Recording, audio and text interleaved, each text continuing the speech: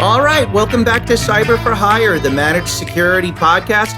We just spoke to Harpreet Sidhu from Accenture on the topic of developing an IT/OT cyber governance model for industrial-type work settings. If you missed it, I would strongly encourage you to go back and watch. But for now, it's time for our featured MSP InfoSec news and strategy topic, presenting our big idea in security, ransomware response best practices when an MSSP is infected. You're an MSSP that has just experienced a severe ransomware attack that's disrupting your services. How do you make sure that the infection isn't passed on to your clients? What do you do if sensitive information on your customers has been exfiltrated? In this segment, Cyber for Hire is going to lay out some of the key initial response steps that MSSPs must take when they themselves turn out to be the victim. And at this time, I'd like to welcome back my co-host, Ryan Morris, Principal Consultant at Morris Management Partners, to discuss. Ryan, probably the signature incident we think of when referring to the scenario of an MSSP being hit by ransomware is the Kaseya ransomware attack. Malicious actors weaponized Kaseya's remote monitoring and management software that MSPs use. And then those MSPs were infected and then spread the infection to their clients. So let's start by asking, what should the MSP industry have learned about incident response from that and other infamous events like that? Yeah, see, I think the first thing we ought to learn about that is congratulations, we're now part of the club. As a security industry, the MSSP category has historically thought of ourselves as we were small, we were niche, we were sort of a sideline off to the side, and we were not part of the mainline conversation. We are now a fundamental security threat vector that end customers need to be paying attention to. That seems a little bit upside down because we are the people who get paid for preventing and mitigating and responding to security threats, but it's kind of an unfortunate irony that we are now ourselves a target vector that bad guys are paying attention to, good guys need to be aware of, and we need a predefined attack response methodology. It's not enough to just be good at preventing these things and hoping that they never happen. As a service provider, it is absolutely mission critical that you admit bad things will happen. How we respond, how we communicate, and how we improve in the future, this is now part of our job description. Yeah, for sure. MSSPs are a ripe and juicy target because if you do successfully get to them, there can be a huge ripple effect with a lot of victims. So let's talk first about some of the initial steps that an MSP wants to take in an attack scenario. Let's go with this first. Let's say there's an attack situation where the MSSP discovers that attackers have gained a foothold into their organization, perhaps moving laterally. You just don't know how far they've spread. The main attack, the encryption or the infiltration, maybe hasn't happened yet in this case. So what's the protocol for letting your clients know that they may have been infected? Is there more of an obligation in a case like this to alert your client base right away before the encryption part of the attack actually happens? Or are there still strategic reasons why you might have to withhold some of that information? That's an excellent point, because I think the phenomenon we want to avoid is what I refer to as the CNN factor. And it's not nearly unique just to those guys. But what I'm referring to is, and we've all seen this in times of crisis, and whether it's a war or a global phenomenon, a weather phenomenon, something that happens, I have heard far too many times for my own comfort, somebody on the 24-hour news cycle say the following words: we don't know what's happening, but we want to give you the updates. So we're going to talk about things we do not know about. Holy crap. Stop that, right? I believe that there is an absolute fiduciary responsibility of an MSSP to notify clients when they are infected and if there are going to be consequences, either in terms of data, in terms of business operations, or the financial and brand implications for that end user. but not until you know what the impact is going to be. Going around your customers and communicating like, oh no, there's been an infiltration and we don't know what the implications are yet, but we wanted to let you know. That might feel like the most open form of communication that we want to share with our customers, but that is fundamentally malpractice, right? What we are trying to create is an environment where we know that bad things happen and we know that we will be targets, but we want the customers to believe with a confidence that will get them to bet their business on our competence that when bad things happen, we have a standard structured methodology for evaluating the impact, assessing the implications for our customers, remediating in immediate time effect when it is possible, and then giving updates, communications, and further improvements to the services going forward. It is not necessary that we notify people of every attack. It is necessary for us to notify people of every implication that might affect the customer, right? I'll go back again to, you remember the movie Men in Black, and the scene where Will Smith and Tommy are talking about, Will has just gone crazy and tried to shoot up the neighborhood, and he says, but there's a battle cruiser out there, and people need to know about this.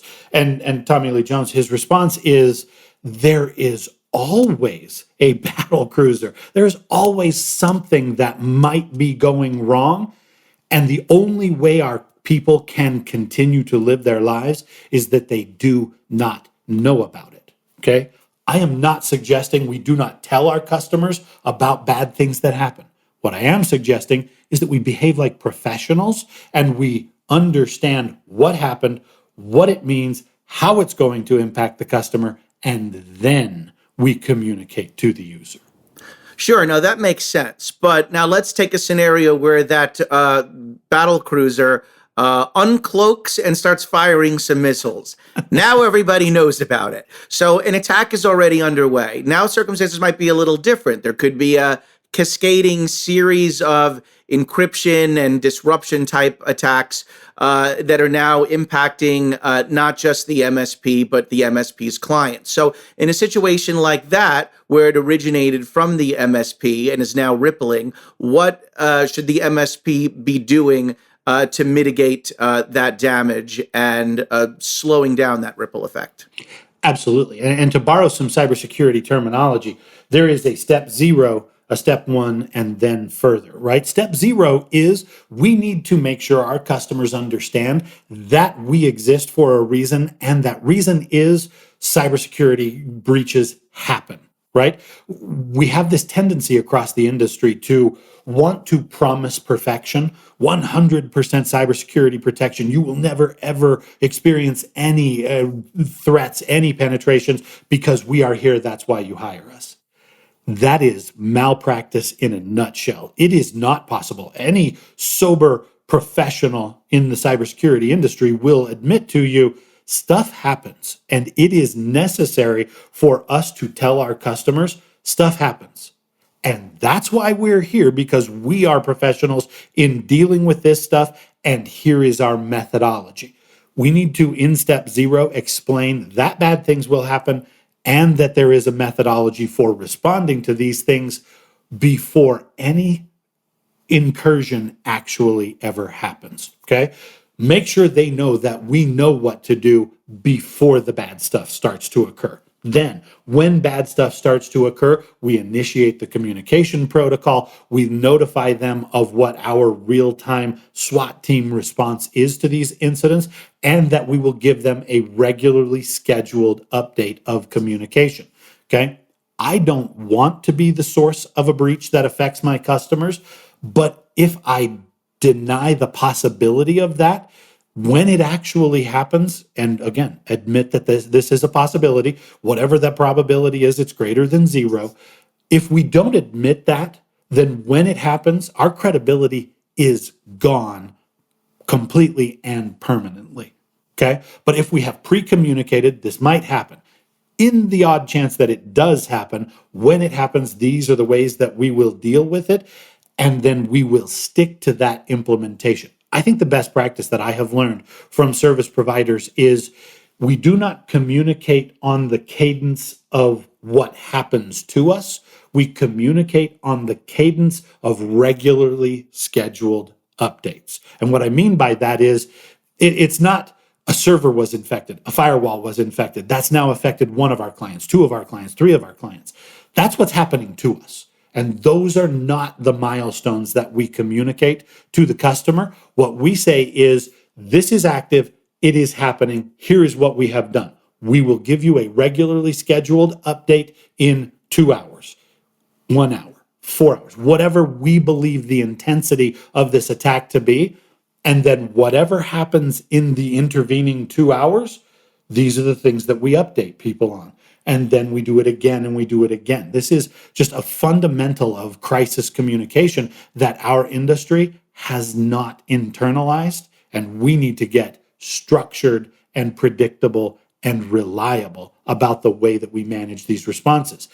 If you get inside the structure of a SOC, right? If you've ever had a chance to be inside that machinery and you see all of the monitoring, all of the alerting, all of the responding that's going on, what we all have to admit is we are not in control of the threat. We are only in control of our response and then our communication. So do it on purpose. Ryan, what's the incident response playbook for an exfiltration event? As we know now, double extortion is a pretty common thing. A lot of times it's not just encryption, it's stealing of sensitive data. What if it's sensitive data on your MSP clients? Is there even really much to do once the cat is out of the bag there? I feel like this is one of those things where it's really more about what you do beforehand, honoring and protecting and doing proper data stewardship of sensitive customer information in the first place. In the event that an attack transpires down the line, I feel like this is a more preventative thing than maybe an incident response thing. I'm not really sure what much you can do once that information's stolen. Well, see, and you make a great point there. It is step zero. Step zero is let's make sure that we understand what is sensitive information and that we are treating it appropriately. That's external as well as internal, right? That we know externally if and when this information might need to be sent across a network for backup purposes, for communication purposes, right? We understand the external world.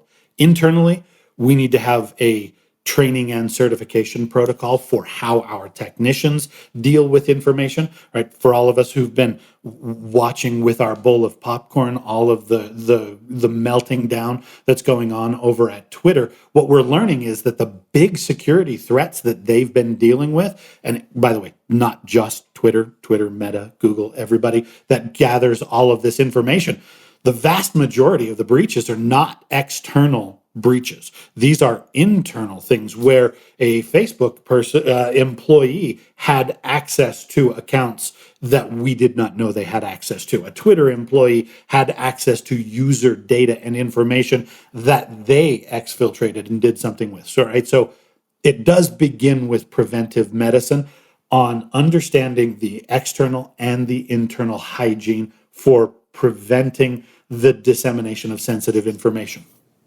But I believe it actually does go to the step forward. And this is where we come out of the world of software and technology and into the world of business administration and communications, right? I think it is malpractice for a cybersecurity provider to not have a disclosure mitigation process, whether that is public relations related, whether that is Marcom related, whether that is information back to publicly traded financial markets, right? We're dealing with something that could have an impact on somebody's stock price, on somebody's headlines that go out in social media, on the way that your brand is affected. If we have an impact on those things and we do not take the time to set up a communications methodology to assist our customers in how to manage that kind of disclosure, we caused the problem and we did not provide a prescription for how to solve it. That A, that's bad business, and B, that might be a liability issue going forward. So I would say, if you think about the packaging of your services as an MSSP, there's assessment, there's design, there's implementation, there's monitoring, there's alert response, there's incident management, there is post-incident communication protocol. That should be packaged as a service. That should be something that we provide regular updates to the communications and marketing and PR firms that our clients deal with. It is not just, we do not have a responsibility that ends at the technical boundary and then we just go, hey, good luck. It's not my fault. Now that things are out there in the world, good luck. I hope you're okay. Carried beyond the disclosure. You understand that's what could happen. Have a plan for how you would help a client deal with it if it happens. Yeah, that makes sense, Ryan. And obviously that's why it is so important that you have a step zero, as you say, and be proactive, right? Because when you talk about the debate, pay or not pay, if you've got some major corporate clients and their secrets have potentially been stolen, and you're the MSSP, you're really putting yourself in a pickle in terms of, reputational damage versus, do I just, pay the ransom if that's, an option that I legitimately have. So, just why not prepare for all of these scenarios as much as you can for in advance. And since you mentioned the thing about just communication, where I think might be a good place to end, is just to ask you about a little bit of some of the legal implications of things. You had just mentioned liability. Probably could do a whole future episode about this, but just as maybe like a key example of something, what's maybe a certain detail about a ransomware attack, if you're an MSSP, that you may want to be careful sharing with your clients, as it might open you up to some kind of litigation or accusation of security malpractice? What is maybe something that you should be very careful about sharing, at least until it's the right time, and maybe not something that you really ever have to share? It's such a great thing, and you say the phrase, I believe, that we as a community of security service providers need to admit that we got what we wished for, right? We wanted to be taken seriously. We wanted to have clients who believed that what we do is not only important, it's not only urgent, it's actually mission critical.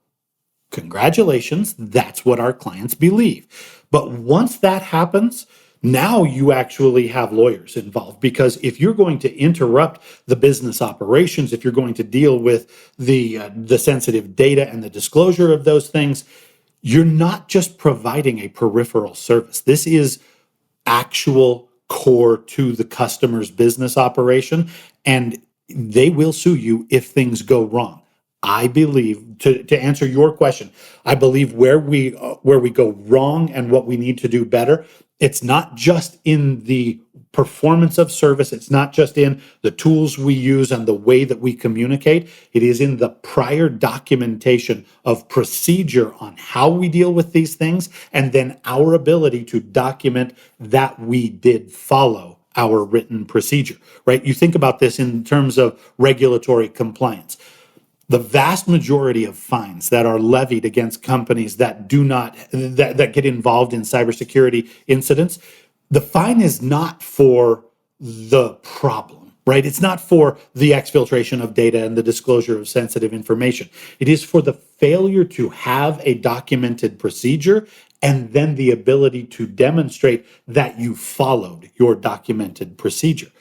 I believe that as cybersecurity providers, we spend a lot of time talking to our customers about, do you have a documented process for onboarding a new employee, a documented process for dealing with a security alert, dealing with all of the things that we manage through our paid services.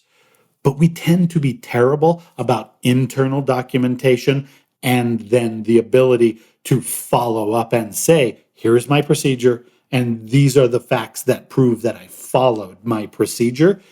This is not about CYA. This is not about just covering your ass and making sure you can't be sued. It is the thing that gives your customer the credibility factor.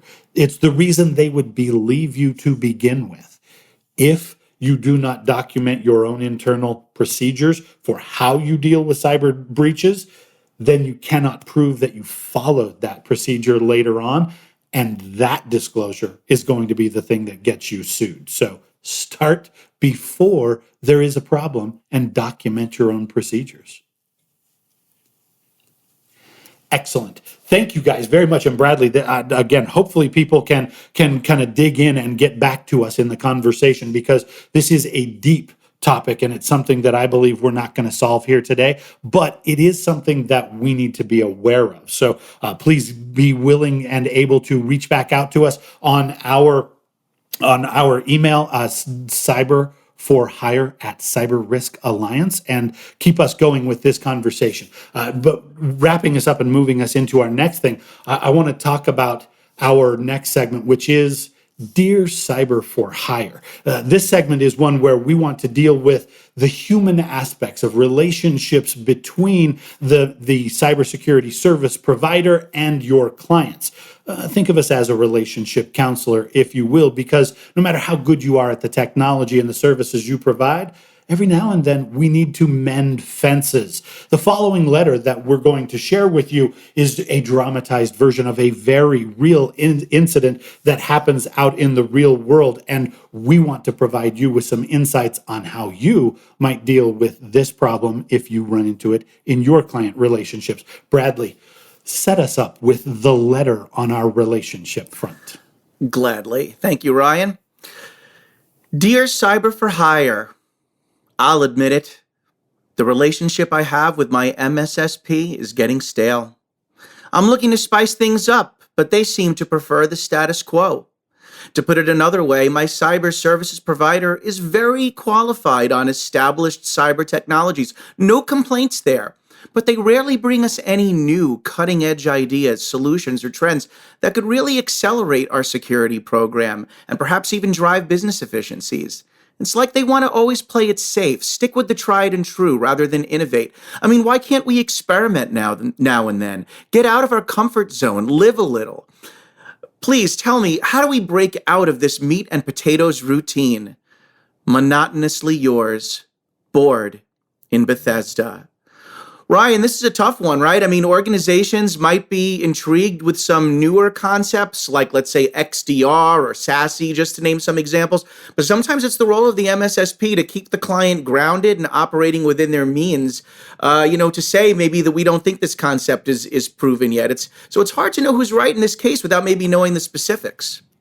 See, this is a very important topic. As technology providers, we are concerned with two sides of technology. One is that continuous march of innovation, of new and more capable ways to solve problems.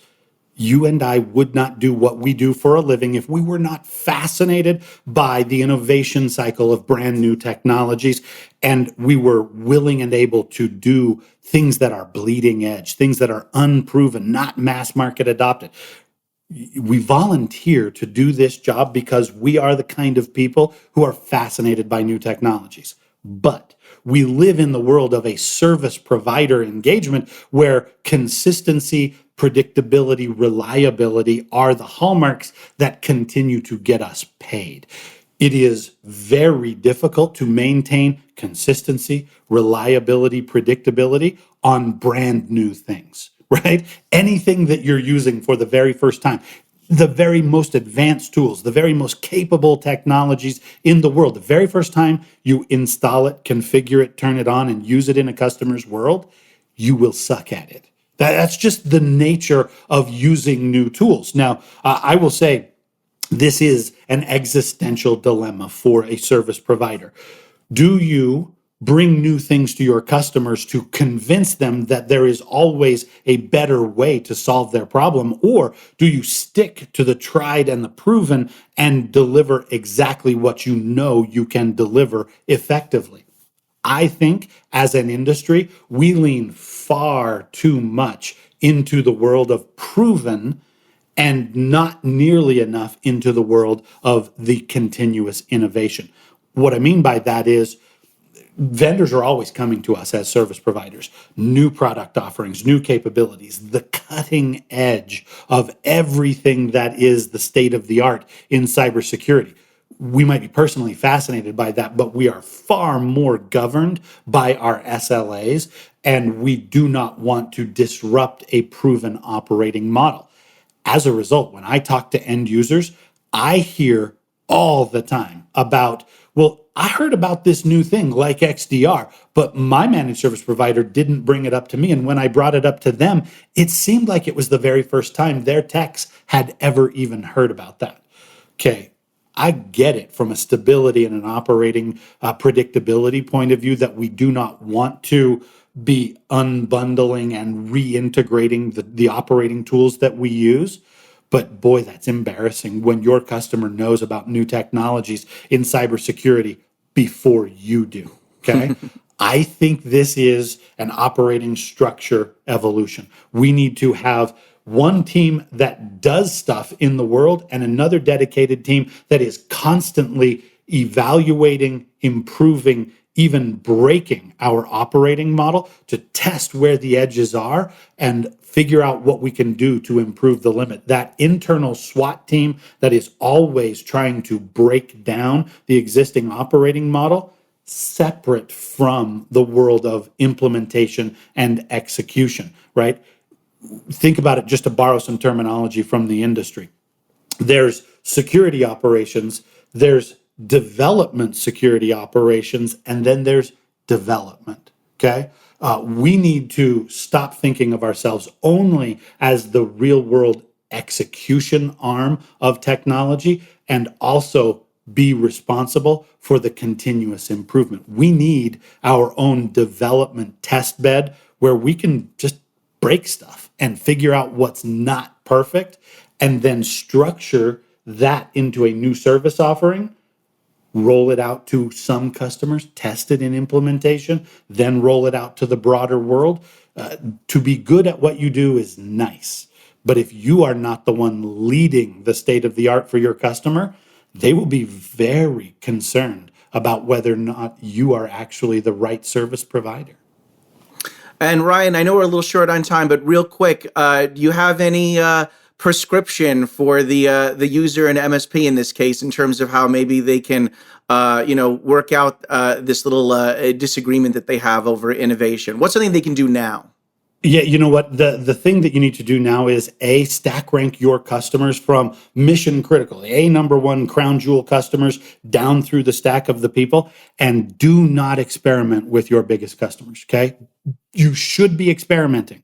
You need to look at the newest technologies that are out there, tools you do not use, technologies you have not yet deployed across your standard stack, and you need to go test them in a customer environment. You need to do it for yourself internally, but then you need to pick a customer in a production environment where you can deploy a new technology and see how it goes. It might be good, it might be bad, you might break stuff. Don't do that with your crown jewel customers. Do that with your less engaged, less valuable customers so that if you break things, you're not breaking your revenue streams, right? My tactical challenge to you is find a new tool that you do not currently use, learn it internally, get to use it on your own systems, right? So you have a good idea about what's going on, but then go deploy it in a practice environment, in a real world customer production environment. You do not know whether it works until you roll it out in the real world. So pick one tool and pick one customer who is not your number one crown jewel customer, plug it in, turn it on, see what happens. Okay. If you're not constantly doing that with somebody, if you do not have an unproven implementation that is in production with one or two of your customers all the time, then by definition, you are not leading the conversation. All right, great. Thanks, Ryan. Well, hopefully our listeners have learned from this and don't make the same mistake. And remember, if you've been struggling with your managed security services relationship, whether you're the user or the provider, we want to hear from you. So please write to us at cyberforhire@cyberriskalliance.com, and we might just use your letter in a future episode. Well, as any security practitioner can tell you, there's no shortage of headlines filling up the cyber news feeds every single day. So we wanted to highlight a few items that we curated just for you. We present to you the security detail. Headline number 1, new additions to the list of critical infrastructure flaws. Ryan. So earlier in this episode, we were talking with Harpreet about the world of operational technologies. And I want to make sure we come back and really emphasize that conversation, because I think it's a blind spot and it's also a bright spot of opportunity. Most managed security providers do not have nearly enough understanding about what's going on out there, right? If you are not in the world of operational technology, you need to understand that there are security threats and there are things that are being tested and proven. There is a standard referred to as OT icefall. Okay, OT icefall. If that's new to you and you haven't heard of it, do a Google search and you're going to find that there is an unbelievable amount of security vulnerability in the world of operational technologies. And the headline being that there are 56 new critical security flaws that have been identified in the world of operational technologies. The thing that just makes my head want to explode is that the recommendation that we have been given from the folks who are in the standards body that are managing OT icefall is that, you realize these are production environments and you cannot take them offline. So our recommendation is monitor them and see if they have any security breaches and then figure out what to do about them in the future. That's not nearly good enough. Let's figure out what those vulnerabilities are. Let's begin, as Harpreet guided us, with doing an inventory assessment of what systems are out there and then map back to any vulnerabilities. And then don't just wait to be hacked. Let's figure out an operational approach to preventing those attacks and actually keeping these systems online. So massive opportunity as well as a vulnerability. But that's all the time we have on that one. Headline number 2 for us.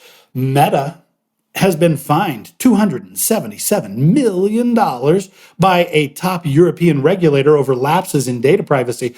Bradley, to me, 277, that sounds like a lot. To Meta, I'm sure it's probably just couch money that they found down in the cushions. But what are your thoughts about this implication? Is this something that Meta is going to start taking seriously? Well, I mean, let's put it this way. I mean, I think this is maybe the 4th time, if I'm correct on this, that they've received some kind of a fine or penalty related to how they manage their data or privacy. So I don't know if this is, going to be the inciting incident that maybe gets them to change their course of action. But basically, in this case, it was the Irish Data Protection Commission, which oversees Meta, or Facebook as we all know it. They imposed the fine due to the leaking of 530 million users' information on a public forum.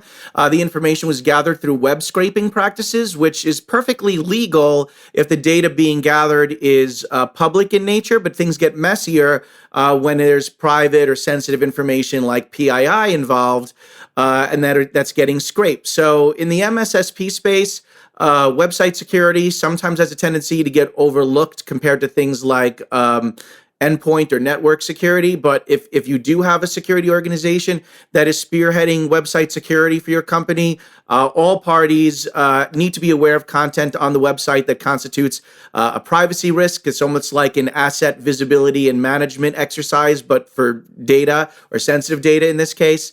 Also, as mentioned in a recent article in VentureBeat, you might want to include certain anti-web scraping protections, have those in place, particularly at the API level. And finally, as SC Media notes, European regulators are showing more and more of a willingness and inclination to hit violators with stiff penalties.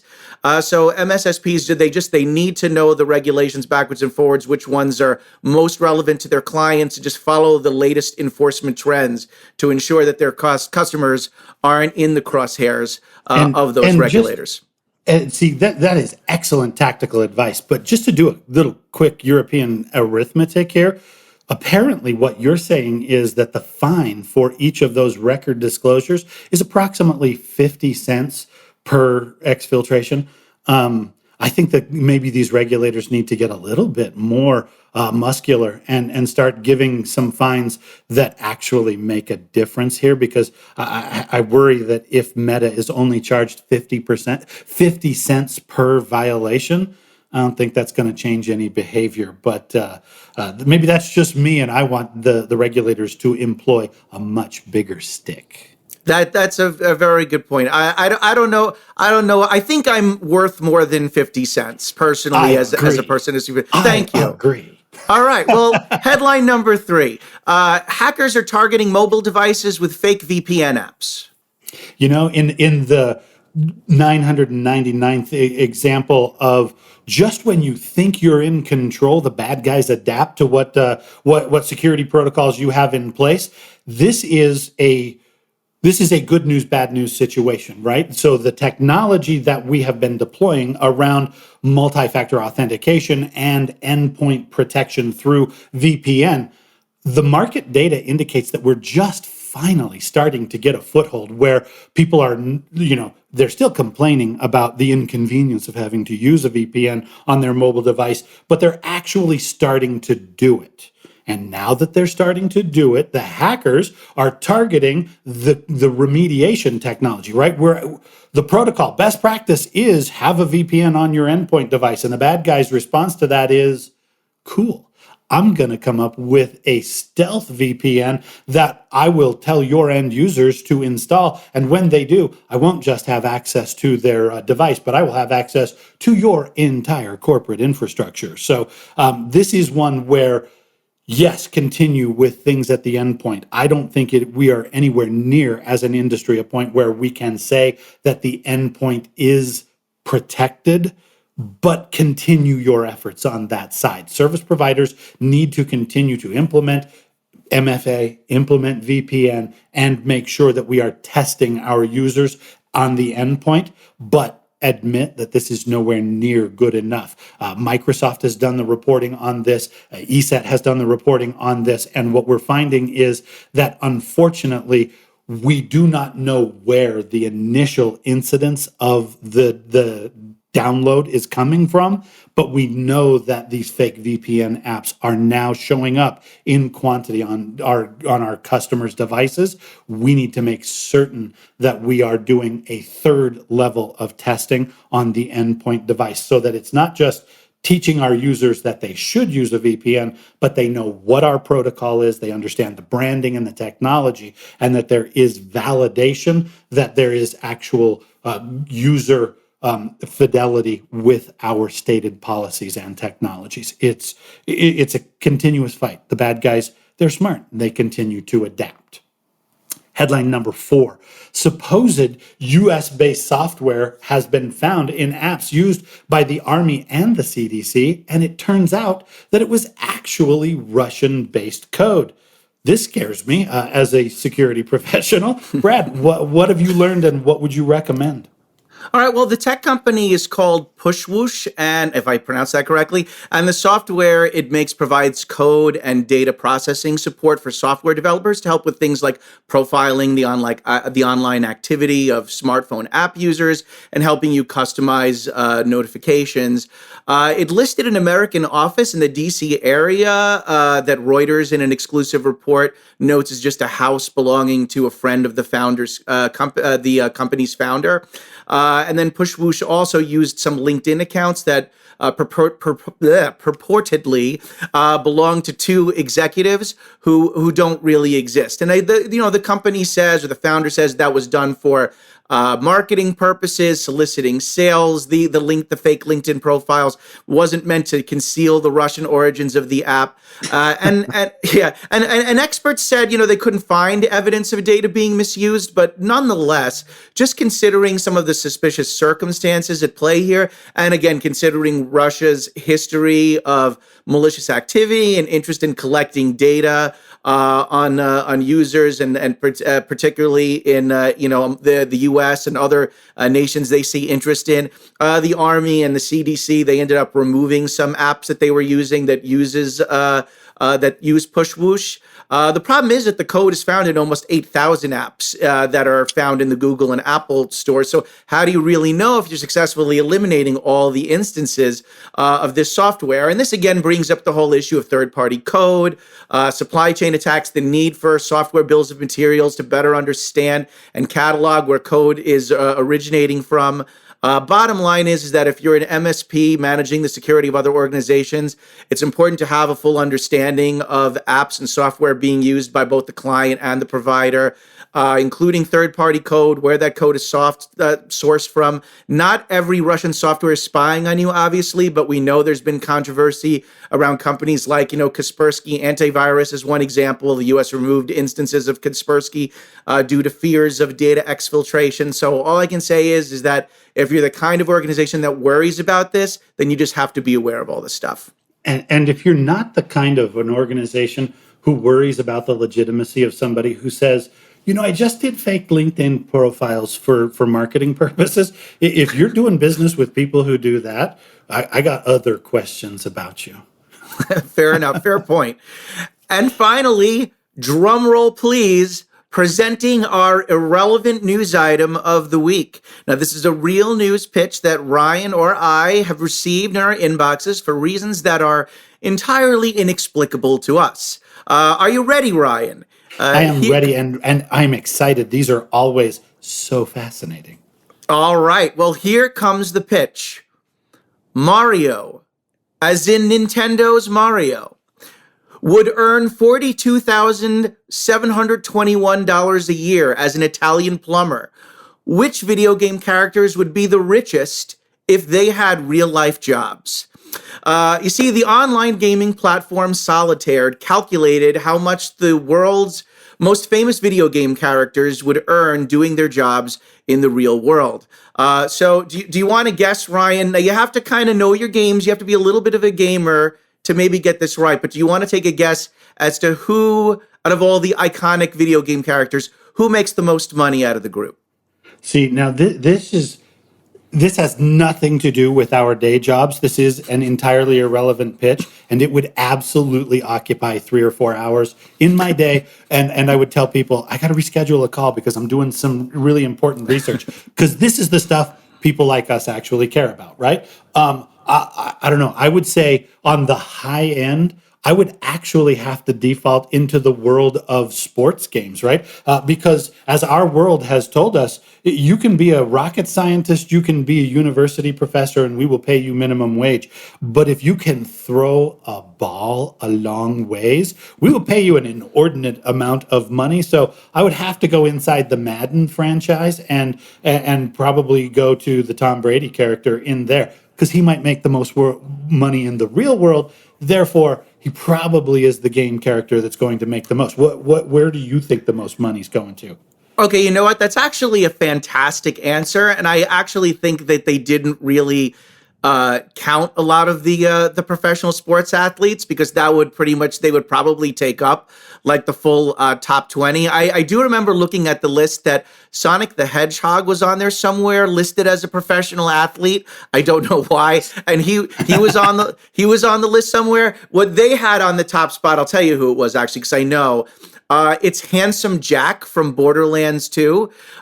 He would make $432,000 approximately as a corporate CEO. He's the CEO of this Hyperion Corporation that makes manufacturer of intergalactic weapons, basically, is what they are. And I so would struggle. I would struggle to accept a world in which a CEO of a defense manufacturer only makes $432,000 a year. We live in the real world where those people make $432 million. well, fair. That's probably. I'm not sure exactly what kind of research or analysis went into it, but poor Mario, he was number 13 of the worst paid characters. I don't know why they had it listed as like he would make that much as an Italian plumber. Why they said Italian plumber as opposed to just plumber, as Well, if like the pipes are the. Yeah, right. I don't know if like the pipes and the toilets in Italy are somehow different than all the other parts of the world. But anyway, what they did say was the worst paid of all. They said poor Pac-Man is the worst paid of all, who they list as a security guard for, again, I have no idea why. I've no version or iteration of Pac-Man that was ever a security guard. But they said he would make a paltry yearly salary of $20,670, which is hardly enough money to put food on the table, especially when you think about how much that little yellow dude eats.